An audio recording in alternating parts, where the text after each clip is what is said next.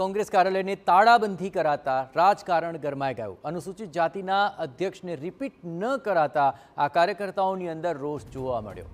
કોંગ્રેસ કાર્યકર્તાઓએ કોંગ્રેસ આગેવાનો વિરુદ્ધ સૂત્રોચ્ચાર પણ કર્યા હતા। પદાધિકારીઓએ કાર્યકર્તાઓની રજૂઆત ન સાંભળી તો કાર્યકર્તાઓ રોષે ભરાયા। કાર્યકરોના આ કાર્યક્રમમાં નેતાઓએ હાજરી ન આપી તેને કારણે પણ રોષ જોવા મળ્યો। આગેવાનો ઉપસ્થિત નથી રહ્યા તેને કારણે કાર્યકર્તાઓનો ગુસ્સો આસમાને પહોંચ્યો। રોષે ભરાયેલા કાર્યકર્તાઓએ કાર્યાલયને તાળાબંધી કરી દીધી। ધારાસભ્ય ડોક્ટર કિરીટ પટેલે પણ પદાધિકારીઓ પર પ્રહાર કર્યા હતા। હજુ ઉગ્ર પ્રદર્શન થશે તેવો દાવો કિરીટ પટેલે કર્યો।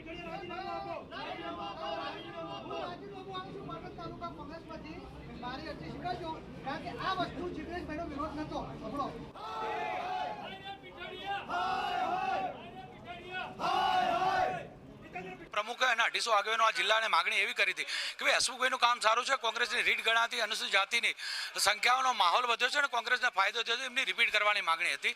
અંતે બહુ મથામણ પછી રિપીટ કરવામાં ના આવ્યા તો આજે સમગ્ર અનુસૂચિત જાતિ પાટણ જિલ્લાના ભેગા થઈ કોંગ્રેસ કાર્યાલયે તાળાબંધીનો કાર્યક્રમ કર્યો છે જ્યાં સુધી ના થાય ત્યાં સુધી।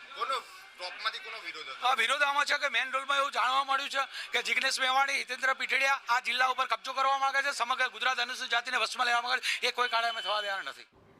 ત્યારે સમગ્ર મામલે ધારાસભ્ય ડોક્ટર કિરીટ પટેલે પણ પદાધિકારીઓ પર પ્રહાર કરતા આગામી સમયમાં ઉગ્ર આંદોલનની ચીમકી ઉચ્ચારી હતી।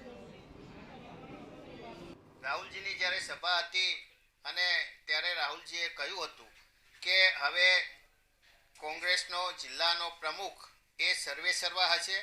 જિલ્લાના પ્રમુખને પણ ખબર ના હોય, તાલુકાના પ્રમુખને પણ ખબર ના હોય અને જે લોકોએ પક્ષ વિરોધી પ્રવૃત્તિ કરેલી છે એવા લોકોના ઈશારે જો નિમણૂકો આપી દેવામાં આવતી હોય તો ખરેખર જે કોંગ્રેસના સંનિષ્ઠ કાર્યકરો છે એ નારાજ થયા છે અને નારાજગીનું પરિણામ આજે પાટણ જિલ્લા કાર્યાલય ખાતે દેખાયું છે। કાર્યકરો બહુ ગુસ્સામાં છે।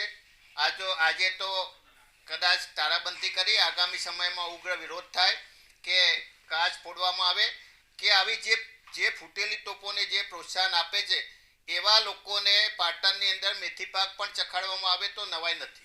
પ્રદેશ કોંગ્રેસ સમિતિના એસસી ડિપાર્ટમેન્ટના એક હોદ્દેદારની નિમણૂક બાબતનો અસંતોષ છે। એ અંગે અમારા ચેરમેન પ્રદેશના છે હિતેન્દ્રભાઈ એમની સાથે વાત પણ થઈ છે।